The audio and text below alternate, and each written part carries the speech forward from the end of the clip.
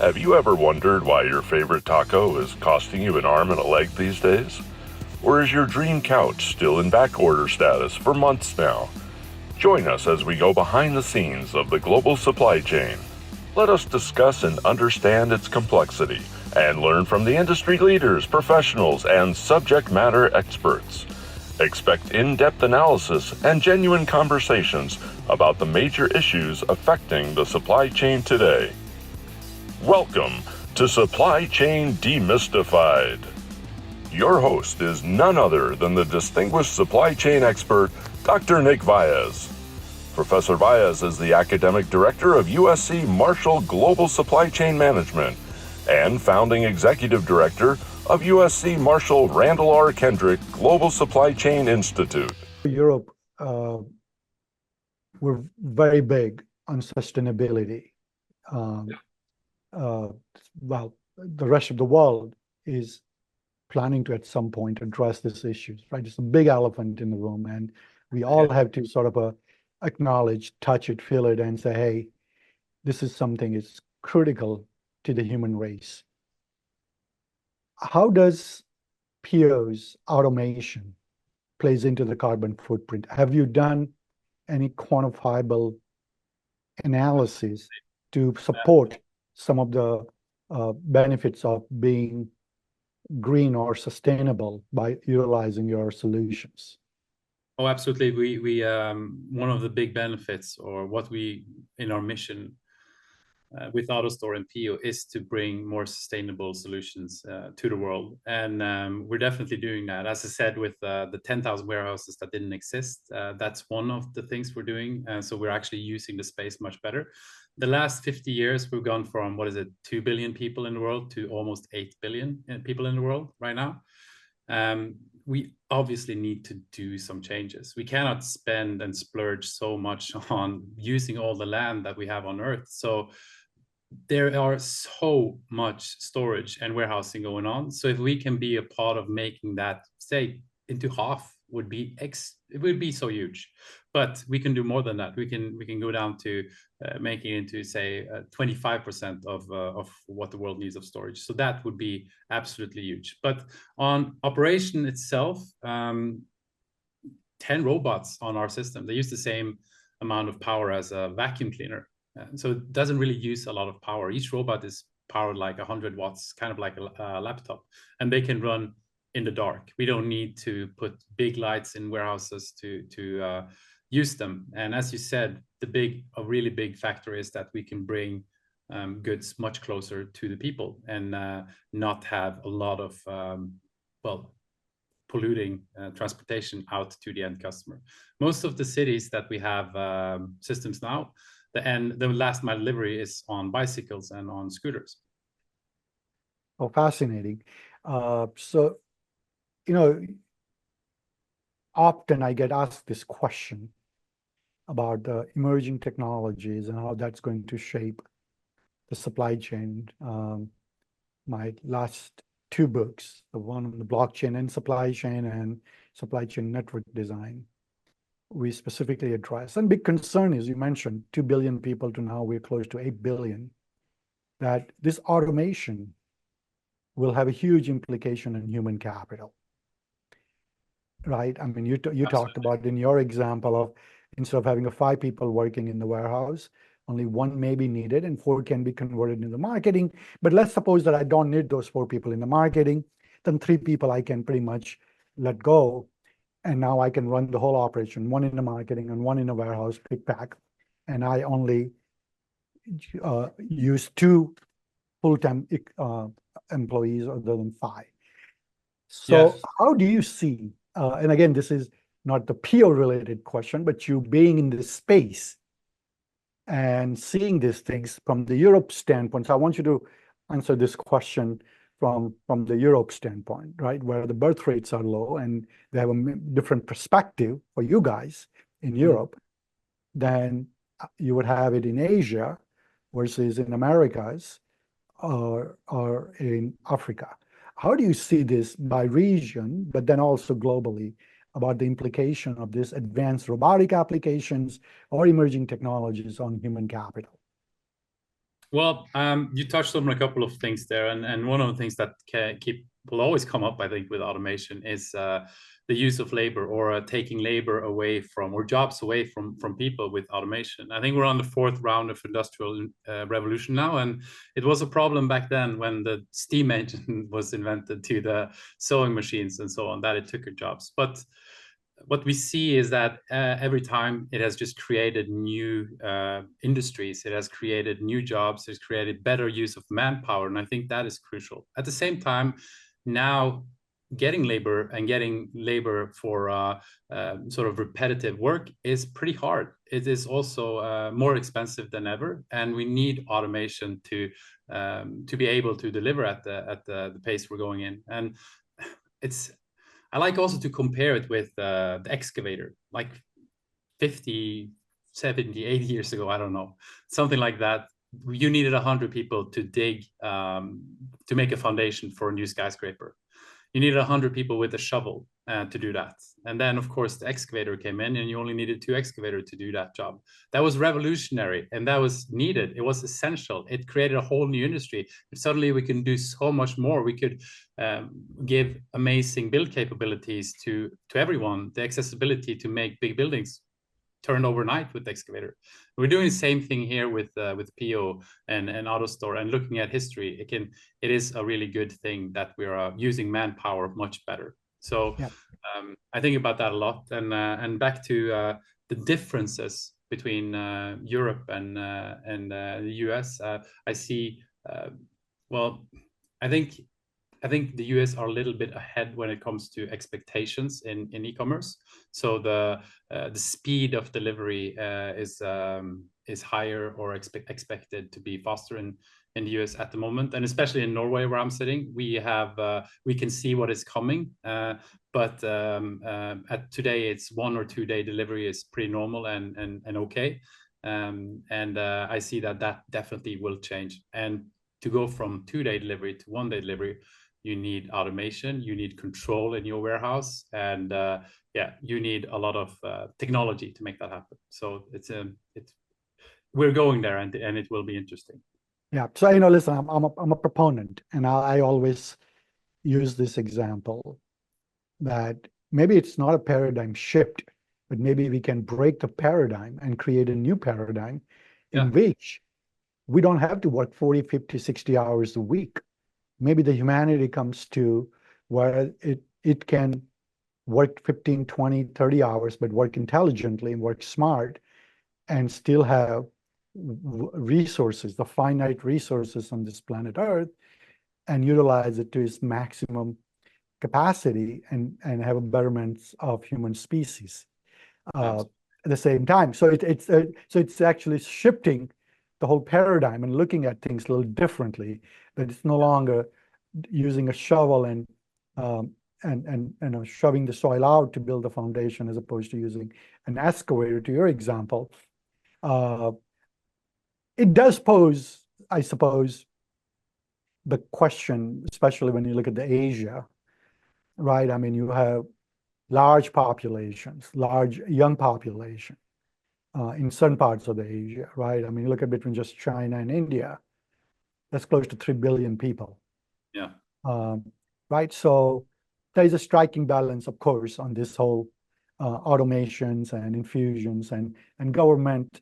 In my view, at least when I share my thoughts, I always said that this needs to be done in a graceful way, because the way we see things, if I'm sitting in Japan or in Norway or in Los Angeles, I may have a different perspective of things than other parts of the world. So obviously that's a caveat, but I think I do agree. I think the automation is a huge opportunity to enhance the human capabilities.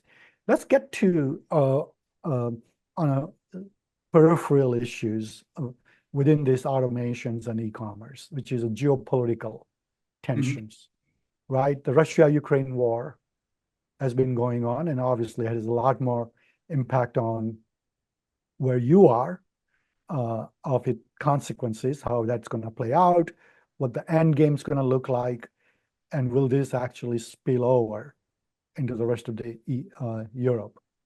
then you have other geopolitical tensions, Yeah. right? I've written substantially about the decouplings of supply chains post-COVID, about the supply chain resiliency, agility.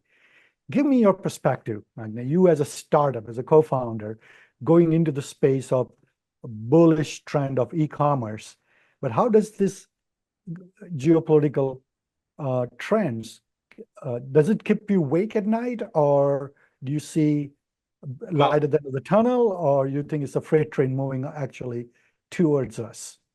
I think you definitely need to be able to adjust a lot. You cannot say your supply chain is anything but it's anything but certain. I think you're going through COVID and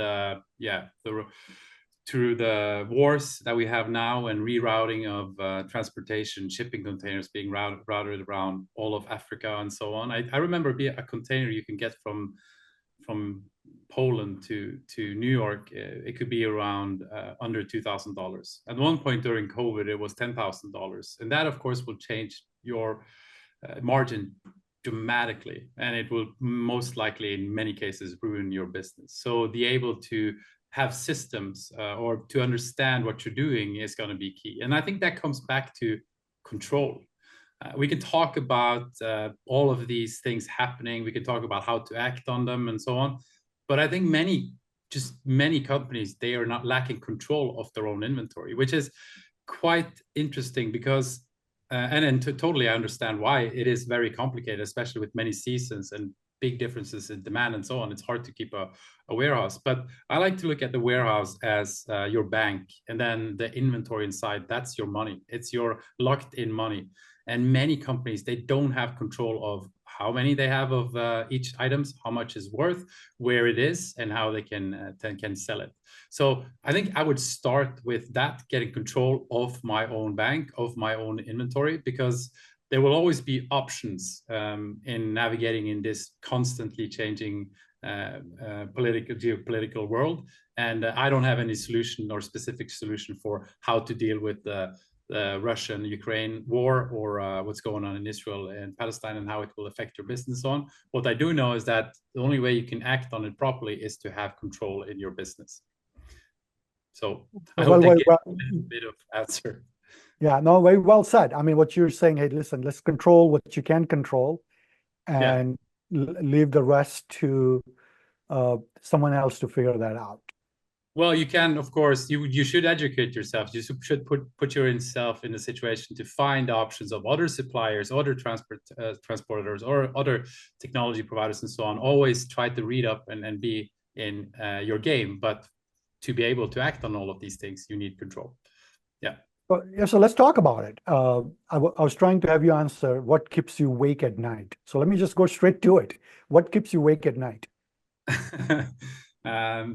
I don't think there's a lot of things I've seen that keeps me awake at night in this industry yet, but there are things that I think are extremely exciting and things that are really disrupting the industry. I think we've all seen how big of a presence these big Chinese direct from the supplier companies are entering the market, especially through TikTok and with Temu and with AliExpress, and offering very cheap products at a very low price. And of course, I think transportation time takes some time, but it's kind of balanced through very cheap products. I think that is making a big disruption in the world at the moment.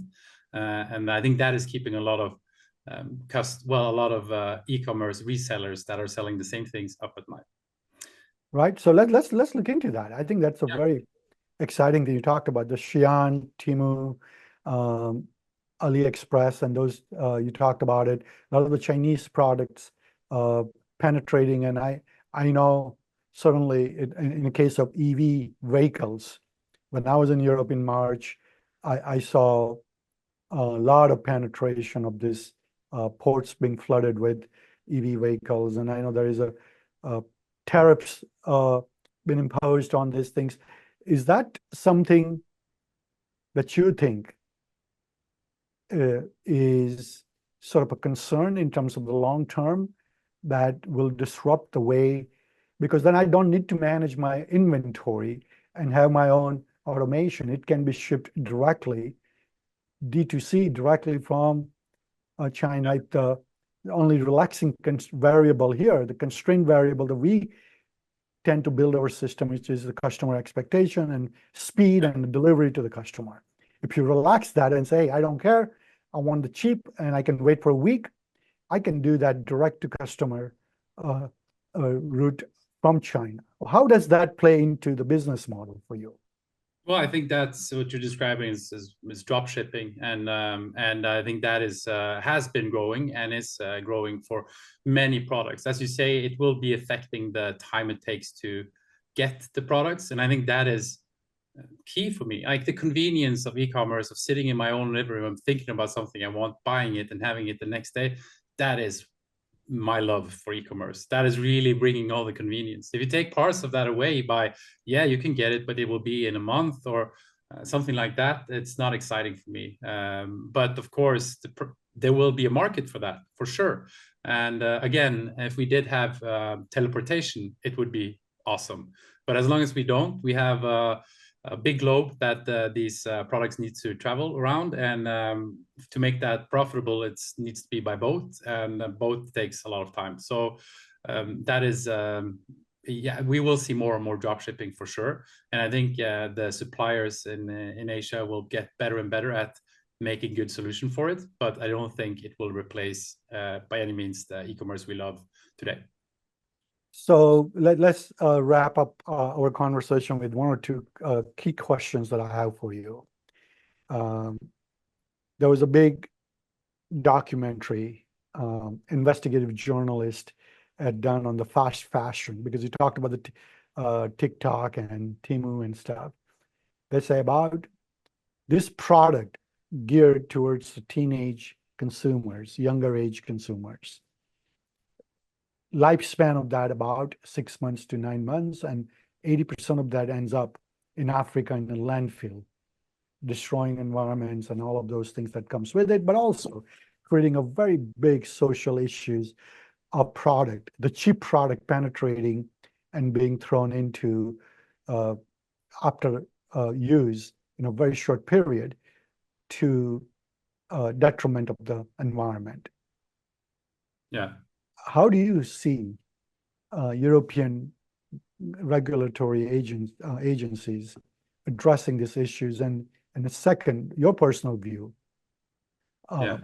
is this something, an alarming trend that we have to solve for? Yeah, it's definitely something we need to solve for. My personal opinion is that this is the most wasteful thing we can do. We're basically mid stations for landfills, so we put in a lot of work to be a mid station for a landfill for a couple of uses. Some of these products can only be worn or will be only worn one time or two times. So basically, you're say if it's cotton, you have these huge cotton fields in Asia that it needs to grow in cotton fields for a long time, and then you spin it out to make fabric, and then you cut it, and then you have people sewing it together, and then you're transporting it all over the world for you to wear it one time, and you spend $5 on it, and then the next place it will go is to a landfill. We have totally wasted a big opportunity to create something that you could wear hundreds of times and not really waste the resources we have on this world. We've already done that for many years, wasted the resources, but that is kind of just accelerating it. And I think, I don't know how well the EU regulatory measures will be and how well they will work. But I like that they are addressing the issue, because putting the finger and shame those big companies that are doing it is not working. It is capitalism in working as it should, I guess. But I think some kind of regulatory system needs to be there to stop this incredible waste. Yeah. So Magne, I'm actually in process of writing a case study called traceability. There's no sustainability without having traceability in place, where you can account for, to your example, how much water did it go for the cotton plantations, how much labor, how much CO2 we introduced to get those from the cotton from farm to the factory weaving to the cutting to the sewing to all the way down to the consumer. And if you're going to throw that away, let's think about the impact of that. But I can show that only if I can verify, validate, and measure the right data. So the traceability, in my view, to your point, is a huge factor, because shaming certainly hasn't done much for the last 3 or 4 decades for us. Exactly. Yeah, that is amazing to be able to track down all parts of a product to its source and see that. I think that will hopefully raise the eyes or make people understand how supply chain work and what we're doing wrong and just wasting a lot of resources. So, well, Magne, I'm going to give you a chance to have the last minute thought, but I think your solutions, sort of your analogy of using your warehouse as your bank and your inventory as the money, simplifies an understanding what supply chain demystified. This podcast is basically to make those complex supply chain buzzwords into a very simple way of narrating these things. So you did a great job. But your last thoughts on our conversation today? Well, thank you so much, Nick, and that's really the goal of PO. It is to make it accessible, demystify it, to make it democratized. Basically, we want to do the same thing as was done with the car, with the Volkswagen Beetle, you know, in the 40s and 50s, when this became something that everybody could access. It became an essential tool for a family to work. Same way that we want to become an essential business tool for a business to work. I want to see PO being used everywhere there is e-commerce fulfillment, because by doing that, we know that you get the optimized way of doing storage. You spend as little space as possible. You don't waste resources. Also, you make the jobs much better. It will basically give you a tool to grow. And what we've seen is that when we install a system at these incredible up-and-coming independent D2C brands, some of them have not had a vacation in 10 years. And then they put in a PO, and then suddenly they can have a holiday and then go on, while knowing that they have the best-in-class fulfillment system operating for them. That's really what I want to get out in this world. And I want everyone to check out po.com to see what I'm talking about. Well, Magne, thank you very much. And let's not forget, when you say holiday or vacation in Europe, that means few weeks, not like America, where we take 1 week. So it's a great for a month. That's exactly right. Well, thank you very much. I greatly appreciate it. Hopefully I'll get to see you if you're a visit US and Los Angeles. Love to have you over here. We have a big summit, the 12th annual Global Supply Chain Excellence Summit on 14th and 15th, 16th in Long Beach, California. Check us out. Love to have you. Let's touch base. But once again, thank you so very much. Thank you so much for having me. Pleasure to be here. We hope you enjoyed another exciting episode of Supply Chain Demystified. Stay tuned for the next demystifying discussion on the supply chain. Visit uscsupplychain.com to stay up to date on all things supply chain.